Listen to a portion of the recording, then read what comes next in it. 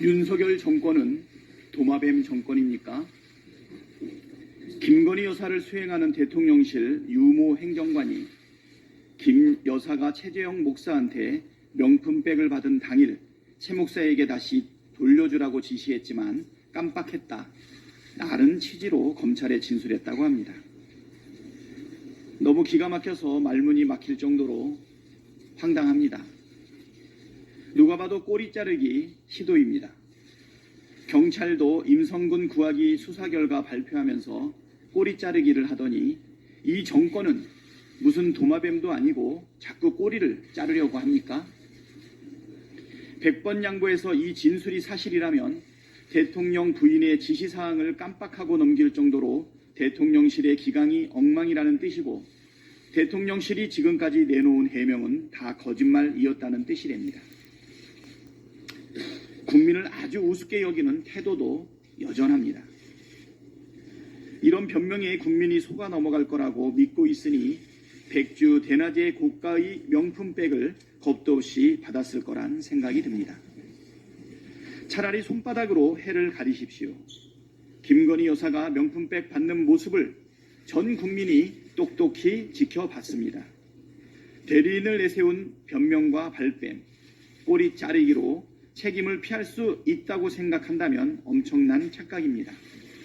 김건희 여사는 자꾸 애꿎은 아랫사람 시키지 말고 당사자인 본인이 직접 해명하십시오.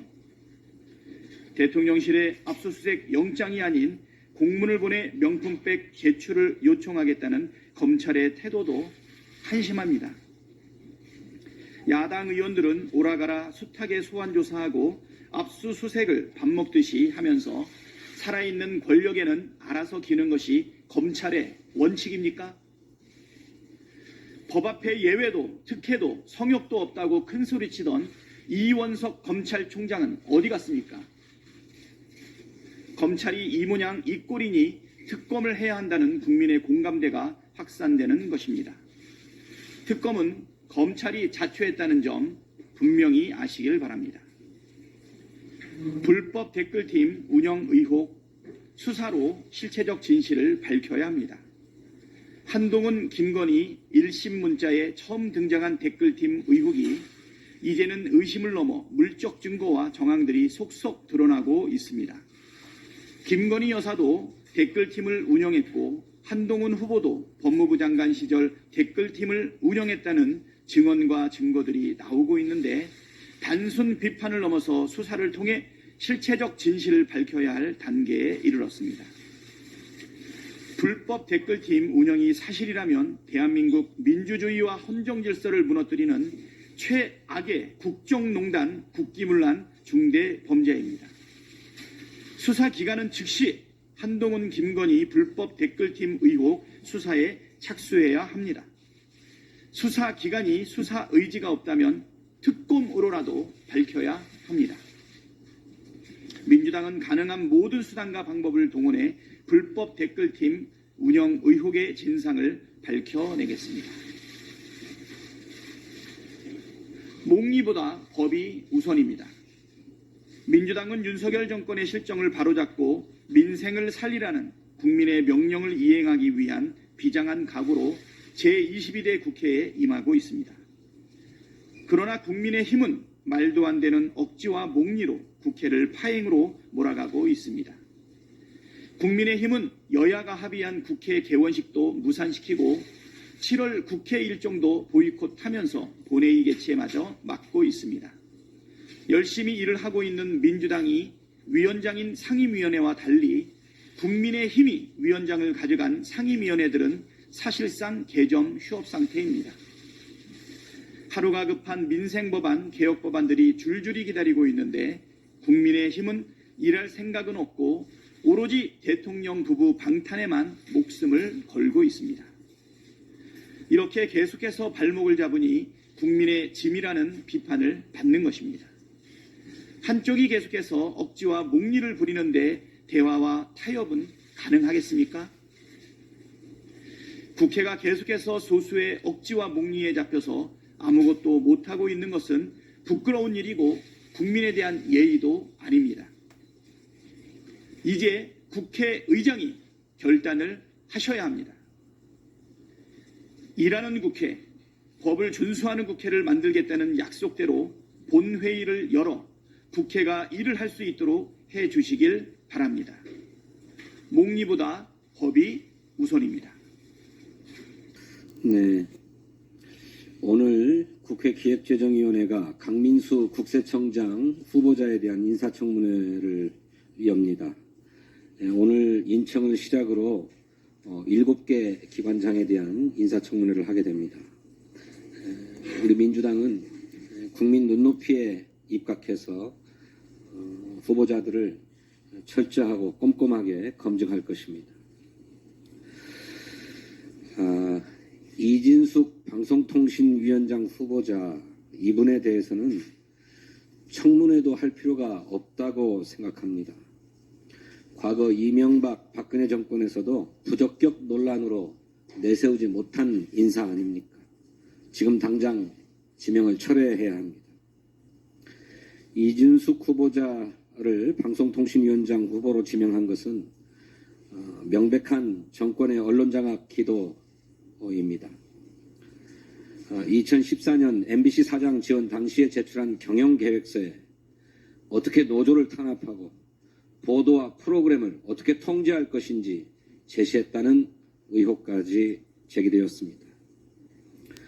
5.18 민주화운동에 대한 폄훼, 이태원 참사 기획설, 연예인과 영화인에 대한 좌파 감별, MBC 민영화 추진 등 분열적이고 또 음모론적이기까지 한 극우 편향 인식은 참으로 눈뜨고 봐줄 수가 없을 지경입니다.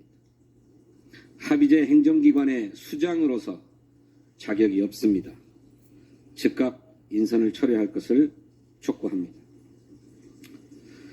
아울러 민주당은 공영방송의 정상화를 위해서 언론 장악을 시도하고 있는 이 정권의 이런 행태에 대해서 반드시 국정조사를 실시해서 그 진상을 밝히고 책임을 밝히겠다 하는 점을 말씀드립니다. 어제는 오송 지하차도 참사 1주기였습니다. 무능한 정부가 빚어낸 명백한 인재였습니다. 하지만 최고 책임자들에 대한 법 적용 여부조차 아직 정해지지 않았습니다. 민주당은 유가족들께서 더는 홀로 싸우지 않도록 국정조사를 통해서 그 역시 진상과 책임을 밝히겠습니다. 며칠 전에도 폭우 속에 새벽 배송을 나섰던 쿠팡 카플렉스 여성 기사가 안타깝게 희생되었습니다. 충남 지역에서도 집중호우로 5분이 사망하고 1분이 실종됐습니다. 이 게릴라식 폭우와 극한 폭염, 혹한 등 기후위기 시대에 걸맞게 재난 대비 매뉴얼을 개정하고 AI 등 첨단 기술을 접목한 한국형 재난 대응 체계를 꾸려야 합니다.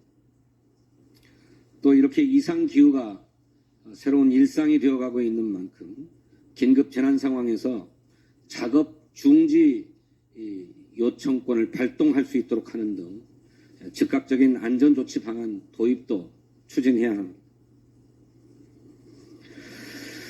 재난지원금은 정부와 국회의 노력으로 기존보다 다소 상향되었습니다만 여전히 피해 복구에는 부족합니다. 온전한 일상 회복을 위해서 지원금 현실화가 필요합니다. 또 특별 재난지역 선포도 조금 더 앞당겨져야 합니다. 피해 조사 등 사전조사 절차를 보다 단축하고 행정 소요를 축소해서 우리 국민에게 신속한 복구와 지원이 가능하도록 해야 하겠습니다. 복구비를 우선 지급하고 나중에 정산하는 방안도 강구될 수 있다고 생각합니다. 또 영세 소기업에 대해서도 지원 대상에 포함시키는 노력도 해야 되는데 이와 같이 국가 차원의 지원 방안을 민주당은 강구해서 재난안전법 개정에 나서겠습니다. 어제 국민의힘 전당대회 순회 경선이 있었습니다. 막 6탄전이 벌어지고 난투극이 벌어졌다고 합니다. 참으로 21세기에 정당이 지도부를 선출하는 경선 현장에서 이런 일이 벌어지는가 참으로 개탄스럽습니다. 국민의힘은 한국 정치에 책임을 지고 있는 한 축으로서 이 같은 일이 재발하지 않도록 당 전체가 반성하고 국민 앞에 사과해야 할 것입니다. 감사합니다.